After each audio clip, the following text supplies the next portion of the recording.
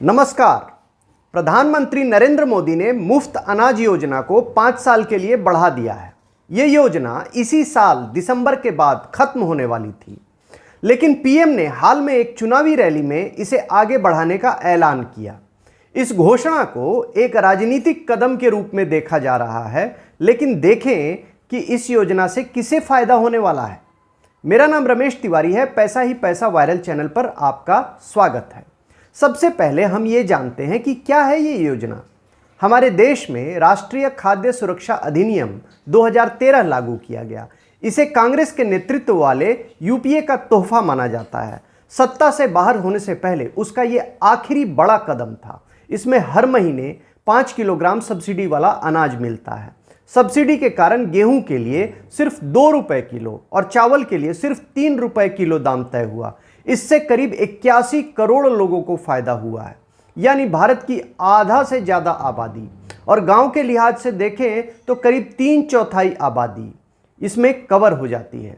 इस योजना के तहत सबसे पहले किसानों से मिनिमम सपोर्ट प्राइस पर अनाज खरीदा जाता है और इसका खर्च फूड कॉरपोरेशन ऑफ इंडिया चुकाता है, जिसे सरकार चलाती है। फिर इसे राशन की दुकानों के जरिए बांटा जाता है। नरेंद्र मोदी के नेतृत्व वाली एनडीए सरकार ने यूपीए सरकार की इस स्कीम को बंद नहीं किया। इसे प्रधानमंत्री गरीब कल्याण अन्न योजना में मिला दिया गया। मोदी सरकार की जो नई स्कीम थी उसकी शुरुआत कोरोना के दौरान हुई थी। जब कोविड महामारी तेज थी, लॉकडाउन लगा था, तब ये स्कीम बहुत अच्छी साबित हुई। 81 करोड़ लोगों की ज़रूरतों को तेजी से पूरा करना था। सरकार के पास अनाज खरीदने और बांटने का एक विशाल नेटवर्क था। इस योजना से गरीबों को तुरंत राहत पहुंचाई गई। महामारी के दौरान केंद्र ने 5 किलो एक्स्ट्रा मुफ्त अनाज भी देने की घोषणा की। इसकी भी बहुत सराहना की गई। महामारी का असर जब कम हुआ तो केंद्र ने एक्स्ट्रा कोटा वापस ले लिया, लेकिन जो शुरुआती कोटा था उसे मुफ्त कर दिया। इस साल जनवरी से अनाज 1 साल के लिए पूरी तरह से फ्री कर दिया गया।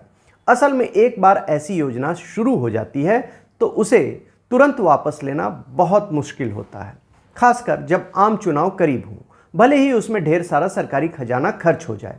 तो लोकसभा चुनाव से पहले विधानसभा चुनाव का मौसम आ गया था और हर राजनीतिक दल लोक लुभावन उपाय की तलाश में था। तो भारतीय जनता पार्टी भी अलग नहीं थी। इसने एक ऐसी योजना पर दांव लगाया जिसकी कोई चाह कर भी आलोचना नहीं कर सकता है। तो अब जान लें कि सरकार इस स्कीम में कितना रुपया खर्च कर रही है। इसका बिल 2 लाख करोड़ रुपए है। हमारे देश का कुल बजट 45 लाख करोड़ रुपए का है। अगर इस स्कीम को 5 साल बढ़ाया जाएगा तो इस वित्त वर्ष में करीब 40,000 करोड़ रुपए खर्च होने का अनुमान लगाया गया है। महामारी से पहले सरकार फूड सब्सिडी पर इतना पैसा खर्च नहीं करती थी। पहले वो अनाज पर रियायत देती थी, लेकिन कुछ पैसा वसूल करती थी, लेकिन अब वो पैसा भी छोड़ दिया गया। सरकार अनाज खरीदने में पहले से ज़्यादा खर्च कर रही है, उसे बांटने में भी खर्च कर रही है। इससे सरकार का फूड बिल बढ़ेगा, ये तो तय है। तो क्या इस योजना से हमारी इकोनॉमी को कोई जोखिम है? क्या हमारी जेब पर इसका असर पड़ेगा? हमारे यहाँ फूड सब्सिडी की संवैधानिक गारंटी है। इसका मतलब ये है कि खर्च कहीं से भी जुटाना ही होगा। जब जब खर्च पर सवाल उठने लगते हैं, केंद्र सरकार इसका जवाब देती है। लेकिन कोई भी सर्विस या कोई भी चीज़ सरकार की ओर से फ्री में दिया जाए तो हंगामा तो होता ही है। बहस होती है कि क्या ये कल्याणकारी स्कीम है या रेवड़ी है, यानी वोटरों को लुभाने की कोशिश है। गरीबों को खाद्य सुरक्षा मिले, ये सरकार की जिम्मेदारी है। लेकिन सवाल यह है कि क्या सभी 81 करोड़ लोगों को आज भी जिंदा रहने के लिए मुफ्त अनाज की जरूरत है? ये विपक्षी नेता सवाल उठा रहे हैं कि अगर देश के आधे से ज़्यादा लोगों को आज भी मुफ्त अनाज की ज़रूरत है तो क्या ये आर्थिक संकट का संकेत है? वो भी तब जब भारत की इकोनॉमी दुनिया में सबसे तेज़ी से आगे बढ़ रही है और कई रिपोर्ट में कहा गया है कि भारत ने गरीबी के खिलाफ जंग में बड़ी सफलता पाई है। नीति आयोग की रिपोर्ट में ही कहा गया है कि हमारे देश में उन गरीबों की संख्या 15% के करीब ही है जिनके पास कई तरह की कमी है, और उन गरीबों की संख्या करीब 30% है जिन्हें न्यूट्रिशन वाला खाना नहीं मिलता।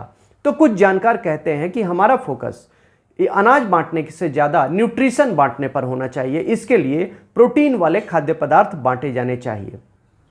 सिर्फ चावल और धान पर फोकस करने से कुछ राज्यों के किसानों को ही फायदा होता है। बहरहाल कुछ अर्थशास्त्री इस तरह की स्कीम के फेवर में भी हैं। उनका कहना है कि गोदाम में अनाज रखे रखे सड़ जाता है, इससे बेहतर है कि अनाज को गरीबों में मुफ्त बांट दिया जाए। तो नेताओं में मुफ्त अनाज को लेकर कंपटीशन है और ये दौड़ कहाँ खत्म होगी कोई नहीं कह सकता है।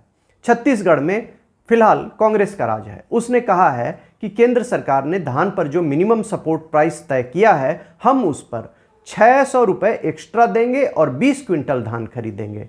बीजेपी भी क्यों पीछे रहे, उसने कहा कि हम 21 क्विंटल धान खरीदेंगे। अब सवाल है कि अगर केंद्र ने मिनिमम सपोर्ट प्राइस तय कर दिया है तो फिर छत्तीसगढ़ सरकार एक्स्ट्रा पैसे क्यों खर्च कर रही है? क्या दूसरे राज्यों के भी किसान इस तरह के एक्स्ट्रा पैसे नहीं मांगेंगे? मोदी सरकार ने जब सत्ता संभाली थी तब इस तरह का बोनस देने वाले राज्यों को उसने चेताया भी था, लेकिन आज के माहौल में वो चेतावनी नहीं दी जा सकती। वो अब एक इतिहास है। अलग अलग राज्यों में मुफ्त अनाज ही क्या, कई तरह से सीधे सीधे जेब में पैसे डालने की कोशिश हो रही है। जो पैसा एजुकेशन, हेल्थ, सिंचाई, एग्रीकल्चरल रिसर्च में खर्च होना चाहिए वो नहीं हो रहा है। तो हमें यह देखना होगा कि ढेर सारे राज्यों में जो रकम सीधे जेब तक पहुंचाई जा रही है वो किसकी जेब से काट कर दी जा रही है। इस तरह की बातों को जानने के लिए मेरा चैनल लाइक, सब्सक्राइब और शेयर करें। शुक्रिया।